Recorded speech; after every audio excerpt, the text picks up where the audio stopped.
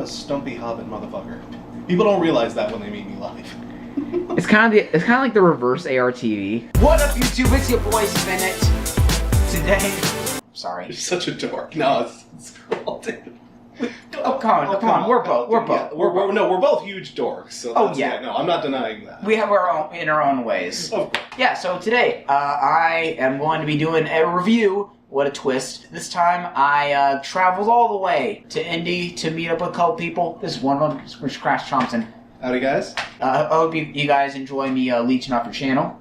And today, we are going to be talking about the new album from veterans of the alt-rock, funk, what do you want to call it? Alt, funk, hard, new metal, hard, heavy metal, everything except polka and country, basically, I guess? Give it time. Yeah. Incubus, the new Incubus album called 8. I'm kind of a lazy name, whatever.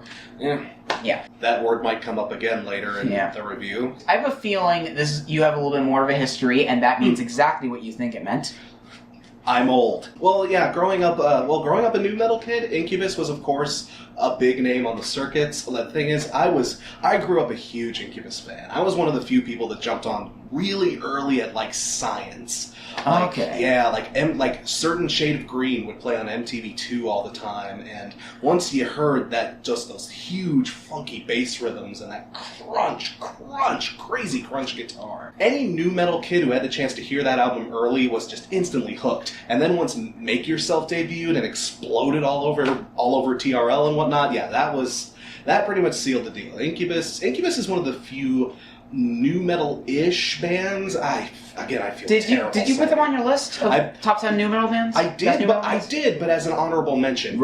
Simply because I wasn't sure if they belonged there, you know? Yeah. It doesn't feel right calling them, they're kind of especially these days, you know? Yeah, I got that. And this is why when you mentioned, when you singled out Incubus as what to do, this would be interesting because we have two completely different perspectives on this, because, you know, I was born, like, I believe after their first album, and before I got, like, you know, real albums, I had this Kids Bop knockoff called Kids Rockin' Dance Party. Let me know in the comments if you guys remember this #AUTKid. Weirdly enough, despite the name, Drive was one of the songs on it. Oh. So it was like a lot of Turn of the Millennium stuff, and I was like, hey, this is. I didn't have critical thinking at that point yet. Well, but it's like, hey, that's cool. This is gonna be a weird thing. Is that I started getting into them and kind of going through their discography when If Not Now When came out, because 2011 was kind of like my first year really getting into the whole music world. Okay, I see. After just having select artists here and there. Now, how do you feel about that album? Without spoiling too much of my opinion on this one,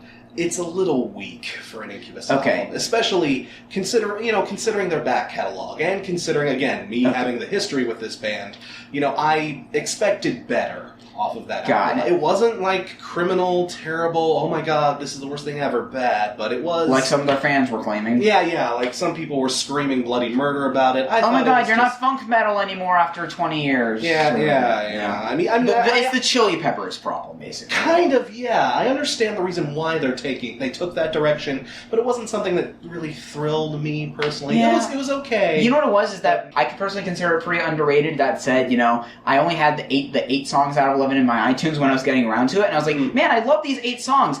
Man, I wonder why people don't like this. Then I heard the other 3 songs. I was like, okay, maybe it's a little padded out by the boring stuff. Yeah. But again, different perspectives. I actually still haven't heard Science, and like the albums that I've heard from them are Morning View, Make Yourself, If Not Now When, and this new one. I know I have heard Light Grenades, but I don't remember a goddamn thing about it. Like for some reason, it wasn't in my iTunes anymore, and I was like, okay, I gotta put that back on. Wait. Do I remember how any of those songs go? Probably not worth the effort. Light Grenades, like it has some really strong killers on it, but there's also a lot. That was where the padding problem with Incubus really started to sort of show itself. I got you. Again, like a handful of like Dig and Animali, I believe, you know, it was about half good, half filler, give or take. It was a 50-50 kind of release. Yeah, I mean, you know, I guess the thing that I really liked about If Not Now When, I mean, maybe we'll get into more of these things later on, but it's like, I do kind of comparing it, because I kind of re-binged what I do have of their catalog over the past week or so, is that, you know, they definitely have, like, their quiet, loud thing going on. Yeah. you know, but at some point, you know, it kind of got a little stale at some point. Yeah. And like, I feel like they did a bit better job making it a little bit more subtle, a little bit more, you know, a little less obvious with where the dynamics were shifting. Like songs like "In the Company of Wolves," for example, I still think are awesome, and I'll still defend. Even a couple of popular moments, but let's get to this new one actually, because it's actually weirdly enough an even longer wait between this as with their actual like hiatus. Yeah, even though there was that one EP which was like side A, but we never got a side B. We never got a side B to that. No. And actually just got around to that EP as I was listening to this stuff, and yeah, I get why it didn't really cause much for buzz, but I mean, because it's weird. Like there were two songs where like they were trying for like the super serious stadium rock stuff, which I think were like the only two like decent songs on, and the other ones were just like, no, stop trying to be goofy. You're bad at it. I don't have much of a recollection of them, and I remember listening to that at least 2 or 3 times. So yeah. So getting back into this new one, 8. This was technically produced by Skrillex, but I feel like he was more in Sonny Moore mode when he was going into this, because like you couldn't really tell, unless you count a couple of tracks. Yes. That is one thing I was going to say, yeah. When I saw Skrillex's name on the producer list, I literally had to do a double take. I was like, same Skrillex? Because, I mean... He wasn't that first to last band, right? He has a background. He does have a background in that world. He's not unknown to it, to say. Like, he's delved in rockier waters previously. But most people recognize... when the first word you think of when you think of Skrillex is probably a nonsense onomatopoeia. Yeah, that's like... or, you know, something loud, something noisy, something bombastic, something in your face. Yeah. And this album has almost none of that. Yeah, now I do kind of want to go track by track, just kind of as a way of like keeping the things flowing a little bit. Because I noticed this album has like a 46 on Metacritic, which is like unheard. Like there's maybe really? Because if you look on Metacritic, like there's like maybe 10 albums in their database of like last 15 years where albums got under a 40. Yeah. So like for it to be under 50, that's a thrashing. That's for Metacritic especially. That's music. Charts are usually much more forgiving. Yeah, it's like all 60s and 70s and 80s. Pretty much. Like when you get, and this thing's doing like 40s, really? I hadn't checked. Yeah. Previously. So it's interesting to me that it's apparently doing even worse with critics than If Not Now When. I found that interesting. Wow. Now, where I'm saying like my opinion might differ from fans. I feel like fans will say something like, the opening track sounds like Incubus, so it's like I was expecting something a lot like that. But to me, it's just like stock Incubus song number 57. If you brought any hard rock band into a room and said, write an Incubus song, this is what they give you. That's a good way to put it, because it does have an Incubus flavor. It does feel Incubus familiar, but at the same time, it just kind of... It lacks punch. It lacks that kind of kick the door open moments of something like of Morning View. How that opened with Nice to Know You. Nice to Know You. Yeah, Nice to Know You just punches you right in the face. Oh, Make Yourself opens with Privilege. That's one of the coolest opening tracks. Just that bass line. You can tell that's the vibe it was going. Yes, exactly. Especially as an opening track. Yeah. And like you like all the elements of it are there. Like you got that kind of complex drum. You got that kind of like those kind of cleanish chords in the verses, followed by just kind of bursting in the chorus. Even like the lyrics, man. You're no fun. You're a song I don't want to hear. Like it's one of those like, guys, you're in your 40s. Stop it. Yeah, and I mean Brandon Boyd sometimes has moments. He has his moments. And now here's what a realization I had when I was going through their stuff is that, you know, I'm from San Diego again, like I'm visiting the Midwest for the first time doing this, and I'm even repping Encinitas on my shirt here with the record store. And now that said, you know, with the whole Southern California thing, they're from Calabasas in LA, and I'm gonna go down like between San Diego and LA and say that Brandon Boyd's lyrics are basically like an Orange County bro who's trying to be deep. Yeah, no, totally. That's a good way to put it. Like, because they were younger and more naive, it was easier to kind of swallow. Yeah. Especially, but yeah, the older they get, the more noticeably, it is also another Anthony Kiedis kind of problem. You know, the older they get, you know, it seems like they should be maturing a little bit more. Which they did kind of do on If Not Now When, in my opinion, but fans didn't like that, so now they're back on this. Oh, yeah. Okay, then Nimble Bastard. So the lead single, you said you're looking for more like the hard rock punch type things. I'm sure that you had a good first impression with this track. I was actually much warmer towards a Nimble Bastard. You know, it's nice, it's got a great hook, it's got a very nice anthematic chorus to sing along to. It's a memorable combination of words. Exactly. Yes. It's even if it's not saying much, it is something that does stick out in your head. You know, it is something you do remember after listening to it. Yeah, it's like it's got a punky energy. It's not, demanding too much. It's just like, hey guys, we rock. See? Yeah. And and for something that does that purpose, it kind of succeeds at that. I do like how it kind of goes off the rails and like the solo and stuff. It's got some it's still got some dynamics going on, but it's still pretty straightforward by the end. Yeah, I would personally say that Nimble Bastard is probably the strongest cut of this album. I'd at least put in the top 5. Yeah. And now Glitter Bomb. Now this is another kind of hard rock tinged one. So we mentioned the Brandon Boyd lyric problem. In Glitter Bomb, it's really bad.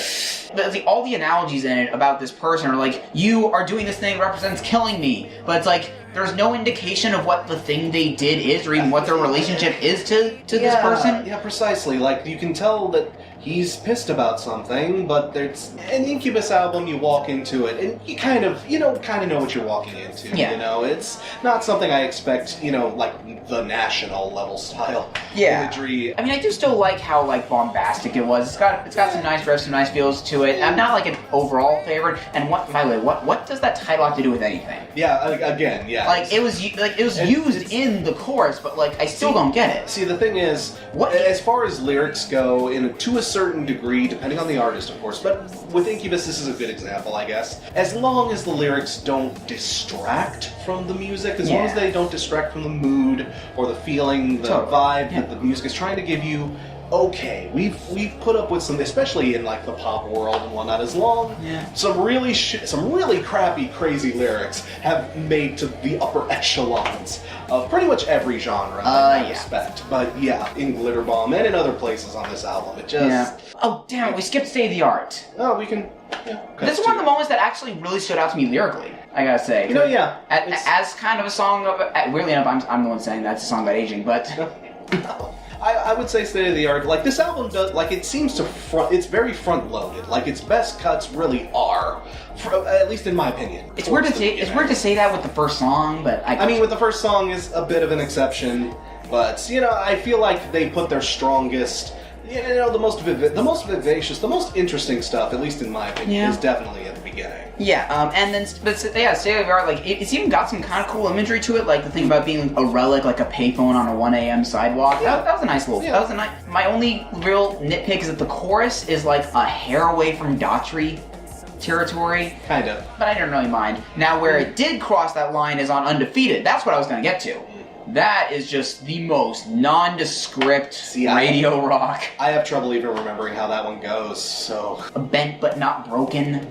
Oh, yeah. Come on, guys. Well, I mean... Guys! I'd say around that point, things start getting real generic real fast. Yeah. See, that was my... that's the thing I'm a little hesitant about with us going track by track. Once we get past Glitter Bomb, I barely remember. Well, actually, I managed to write some distinct things about every song. Okay. But, you might have to help my goofy ass along, but yeah. I wonder, I'm really curious your thoughts on Loneliest, because I actually really, because this is definitely one of the bigger departures. Probably the one song where you can really hear the Skrillex the most. Okay. But I weirdly kind of enjoyed it. It's got this kind of dark, kind of sexy vibe to it. I kind of love how they just unapologetically went head first into the whole modern hip hop thing without it coming off too cringy. At least, I know you're more on the hard rock side of things, but my whole problem is you talk about the song, and I'm sitting here trying to think, okay, which one is Loneliness? How does that go? I can't even. Guys, I gave this a chance. I didn't just spin this once, and while I was goofing about. I gave this album as thorough of a listen as I would anything else I'd review, and god damn it, just nothing stuck to me with this. Why'd you suggest this as a collab review? Well, okay, for me, everyone on my channel's been requesting me to tackle this. Yeah, catch-ups for a reason, Yeah, but I figured you could help me out. You could pick up the slack. Yeah, I gotcha. You can anyway, and you're already doing that because you're already remembering shit that just will not stick to me. No matter in my defense, I did write down these notes on the morning before I went on the plane. Okay, yeah. So you've got notes, and I'm working freehanded, and we already know I'm not great at that. Exactly. But yeah, even with Loneliest, I think that something partly saves that it still has a few kind of cool guitar flourishes in there to still feel like a band. This isn't a Young and Menace or Heavy situation. Or Dirty Laundry. See, that's the thing, like, Einziger, the guitar stylings are still there. Like, it is there, and it is focused, but I feel like the production just lets this album down so much, because, like I say, nothing has punch, nothing has bravado, nothing grabs you by the collar and demands your attention, like a lot of previous, again, coming from the veteran's perspective, like a lot of previous Incubus albums really did. Now, at first I figured that When I Became a Man would be like the unanimous, like, oh yeah, this is just stupid, but I talked to Johnny at Viral Rack. We're actually in his apartment right now in a sketchy corner because we couldn't find a better place for lighting. He thinks it's actually the closest they get to the Fungus Among Us. I'm a bit weird in that I don't actually care for Fungus Among Us. What's that album? I want to know what that album's like now. It's very funk rock. It's almost kind of like proto Chili Peppers-ish. That was when the funk element was the strongest. Were they more jokey? Not jokey, but because that's this crappy little interlude is the closest they get to their first album. Well, because like there's a reason. I'm sorry, there's a reason why, like, you know, Stone Temple Pilots, My Second Album, and like Green Day's All by Myself are things they put at the end of the album instead of right dead in the middle. Yeah, it does. Between two of the bigger experiments. For an album that already has flow problems, sticking that right dead in the center of things did not. Oh yeah, and that goes without saying. This album is unfocused as hell. Yes. And you know what? And that's gonna happen when there's at least 5 years between albums. Now, this is the song I did tweet about, Familiar Faces. Yes. Now, what I said, and I'm going to reiterate it here, is that the instant I heard this, I was like, oh, this is a Bad Sons song. And for those guys that maybe not know Bad Sons, they had my favorite album of 2014 and an album that was like in my top 20 of last year. And there's this kind of indie pop band that it's got like all those touches, those kind of frenetic drums, those like reverbed out like jangly guitar leads, those sort of existential lyrics about like realizing something you might have done wrong and then moving on to something. Oh yeah. Like all the elements are there, and if they hadn't heard like a Bad Sons or even like 1975 album before writing that, then that would be incredibly surprising to me. I agree. And the thing is, when you tweeted, when I saw you tweet that, like, oh, this is a Bad Sons song, basically, and when I heard it, I was like, okay, yeah, I can kind of see that comparison, because, yeah, there is that sort of dynamic, like you say, the jangliness of the guitars, the sort of... And the kind of staccato melodies. Yeah, especially in the chorus. But the thing is, like, as someone that's heard Bad Sons, you know, like you said, that first album of theirs was really, really good, and all I could think of was, yeah, this does sound like Bad Sons, only not as good. I technically rated it the highest out of any song here. Like, I still think they kind of hold it off as like something that could go on an album of theirs. And the reason why I make this distinction is that it almost seems like, I'm going to sound really narcissistic here. It almost sounds like one member of the band is a fan of my channel, has been for like 2 years, and has pulled my album of the year from the last couple years, because on the Familiar Faces they went Bad Sons, and on this one they tried to make a Big Data song. Only this time, I have to agree, not nearly as good. Yeah, exactly. And again, like they hit like the surface level of like, wow guys, technology is invasive. But am I right, millennials? Yeah, again, that song, like I can remember that lyrically just because I was like, yeah, like you said, that song is just basically you damn millennials, except, you know, through Big Data's got your, and like that's the thing. I was like, oh yeah, Big Data. Yeah. Oh yeah. Why aren't I listening to Big Data? Because this song is basically clean on half speed. Give me a taste of a life I can lead. Give me a face. What a fools to believe. Now I'm pleased to explain to me, brother, why all the spying on each other. Cutting the tempo, doing it at half speed. Trying for like a stoner, like, ooh, watch out, imposing thing over society, but... Yeah, again, like, there are some moments where they try to do the big, lofty, sort of stomping mentality. Glitterbomb's kind of one of those. Glitterbomb's kind of like that, too, but the thing is, since the album lacks so much punch, everything feels restrained, you know? The distortion is restrained, the bass is just tucked away in the corner and barely even acknowledged, you know? Yeah, vocals are very much in the forefront. Vocals very much in the forefront. Even the drums are just kind of like instrumentation. Like, yeah, whoever produced this thing, all three producers who. Oh yeah, so it's like Skrillex. So like there was an initial producer. Like I think Incubus might have been co-producing, and then Skrillex got his hands on it. Again, like he was more in Sunny mode. Again, I cannot tell Skrillex was on this album. Like, and apparently, I was actually listening to an interview of Brandon Boyd on Matt Pinfield's podcast, and he said that that Skrillex, Sunny, whatever, actually made it rock more in some spots, which raises a whole other bunch of questions. Oh, this album was even softer? This album was even more restricted? I see what you want, but if not now and more, that one in its compositions aimed to do something with that softness, it had an added atmosphere and kind of a swell and ambience to it, you're and right. like some more creative progressions to kind of make that fit. Yeah, it felt like it was moving in a direction that complemented that style. This album just feels more like a back to basic, like a more sort of standardish. It's a normal Incubus album with turned down at like half the volume. Or, it's got that if not now when sort of production, sort of mixing, sort of sound quality. It's like if they wrote Morning View with if not now when's production. Yeah, and it just age to decade, so with a little more wear and tear on the quality. Right? Yeah. The way I would put it, this,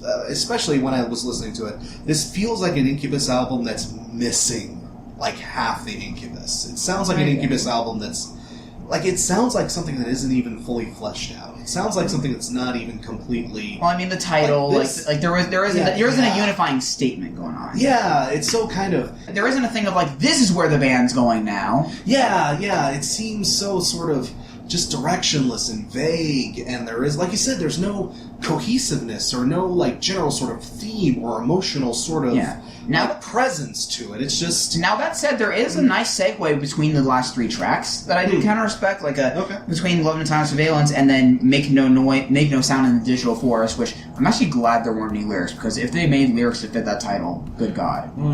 Yeah, I would. Well, compared to what we got off of another song. Yeah, but I did actually think that it was kind of a neat little palate cleanser instrumental. It had a nice little it had a nice bass sound. It actually kind of achieved some of that same atmosphere as If Not Now When, in my opinion. I would say that was as close as it got to that feeling.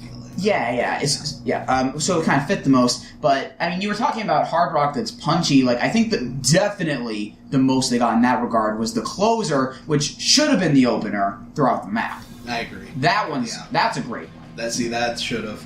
They should have. Well, the thing is, they should have opened with that, but then they should have just wrote another closer. Because I would prefer. Yeah, I'm like you. I would prefer. I think that's where the production actually does kind of grab you in the face, especially toward the back part there. Again, I can barely remember how that song goes, so I guess I can't vouch for it. See, I feel so bad because like I did spin this thing. I tried so hard, but it felt like an album that was not trying to get my attention. It really. Yeah. It's listless. Like they went in the studio and they went in the studio, made some songs. Now they're going to tour Jimmy Eat World, and I'm going to see that tour. Yeah, it's my last show in San Diego, mostly for Jimmy Eat World. But I'm going to like the Incubus stuff. Definitely Nimble Bastard. Definitely. I can see throughout the map. Maybe I can see that general. Although I do have a funny feeling as the years kind of progress, they're not.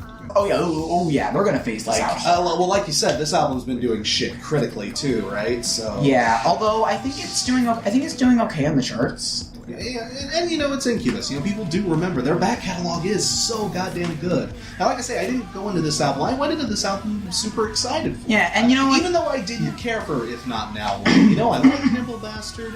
I liked like a lot of the initial singles I heard, and I was like, I was optimistic about it, but man, it just didn't give me anything to work with. Honestly, like if this were just my channel, my review, I'm not even sure I would relegate this to a catch-up. It just gives me so little to talk about that it just did not grab me. So how many Shaka Khan motherfuckers out of 5 do you give this? Shaka Khan motherfuckers. Like I would probably give this a 2.